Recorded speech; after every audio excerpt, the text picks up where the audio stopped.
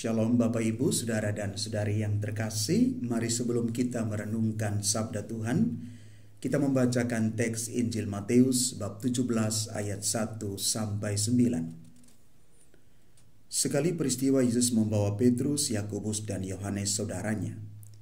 Ia naik ke sebuah gunung yang tinggi bersama-sama mereka. Di situ mereka sendirian saja. Lalu Yesus berubah rupa di depan mata mereka. Wajahnya bercahaya seperti matahari dan pakaiannya menjadi putih berkilau seperti cahaya. Lalu tampaklah kepada mereka Musa dan Elia sedang berbicara dengan Yesus. Kata Petrus kepada Yesus, "Tuhan, alangkah baiknya kita berada di tempat ini. Jika Engkau mau, biarlah aku dirikan di sini 3 kemah, satu untuk Engkau, satu untuk Musa, dan satu untuk Elia." Sementara Petrus berkata begitu, tiba-tiba turunlah awan yang terang menaungi mereka, dan dari dalam awan itu terdengar suara yang berkata, "Inilah putraku yang terkasih, kepadanyalah aku berkenan, dengarkanlah dia." Mendengar itu tersungkurlah murid-murid Yesus dan mereka sangat ketakutan. Lalu Yesus datang kepada mereka dan menyentuh mereka sambil berkata, "Berdirilah, jangan takut." Ketika mengangkat kepala, mereka tidak melihat seorang pun kecuali Yesus seorang diri. Pada waktu mereka turun dari gunung itu, Yesus berpesan kepada mereka, "Janganlah kamu ceritakan penglihatan itu kepada siapapun sebelum Putra Manusia dibangkitkan dari antara orang mati." Demikianlah sabda Tuhan, terpujilah Kristus. Bapak, Ibu, Saudara dan Saudari yang terkasih di dalam Tuhan. Hari ini kita memasuki pekan kedua masa Prapaskah.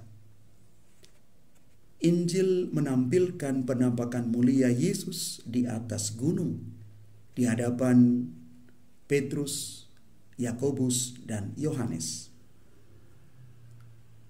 Makna apa yang mau kita ambil dari penampakan mulia ini dalam konteks Prapaskah? Bahwa antara derita dan kemuliaan itu adalah satu, tidak terpisahkan. Tanpa salib tidak ada mahkota kemuliaan. Orang sampai pada kemuliaan, kesuksesan lewat jalan salib. Bahkan jalan salib yang panjang, penuh suka, duka, derita, bahkan air mata. Pesan Yesus jelas bahwa untuk mencapai kemuliaan bukan perkara yang mudah. Harus berani masuk di dalam proses pemurnian dan pembentukan. Dan Yesus sudah menjalani semuanya ini. Maka ketika Petrus mengatakan, "Tuhan, betapa bahagianya kami berada di tempat ini. Jika Engkau mau, biarlah kudirikan di sini 3 kemah. Satu untuk Engkau, satu untuk Musa, dan satu untuk Elia." Yesus menolak usulan Petrus. Karena Petrus begitu terpesona oleh karena penampakan mulia itu. Dan dia mau mengalami kemuliaan dan kebahagiaan surgawi lebih lama lagi. Siapa yang tidak mau mengalami hal seperti ini? Dan apa yang dialami oleh Petrus sebenarnya sama seperti kita. Kadang-kadang kita kurang mau berproses, mau berjuang, kurang menghargai kerja keras dan kerja cerdas, tetapi merindukan hasil yang fantastis.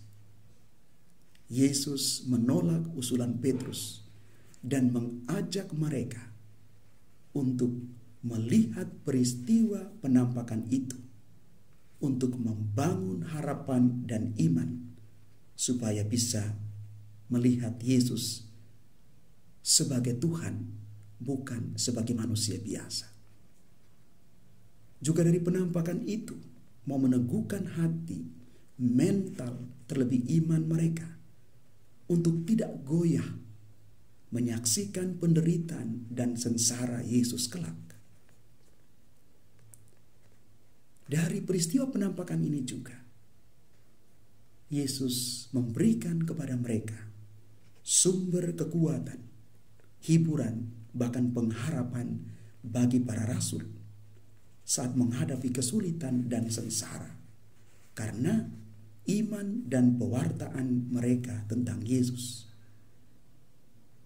ada jaminan kemuliaan di surga bagi mereka yang setia pada Yesus. Janji Yesus jelas bahwa pada waktu itu orang-orang benar akan bercahaya seperti matahari di dalam kerajaan Bapa mereka. Bapak, Ibu, Saudara, dan Saudari yang terkasih di dalam Tuhan, apa pesan firman Tuhan hari ini untuk kita? Mari jadilah pengikut Kristus yang militan, setia sampai akhir, tetap ada di dalam Yesus Kristus. Bukan meninggalkan Yesus Kristus dengan alasan apapun. Karena Yesuslah sungguh-sungguh jalan, kebenaran, dan hidup. Jangan lelah, terus berjuang menghadapi persoalan apapun. Karena Tuhan sejak awal penciptaan sudah mengembuskan roh Allah di dalam diri kita masing-masing. Karena itu kita dipanggil sebagai anak-anak Allah. Mari bangkit dan cari pemenang. Karena Yesus Tuhan kita adalah Allah yang hidup. Dia lebih besar dari masalah apapun yang kita alami. Tuhan memberkati kita sekalian. Amin.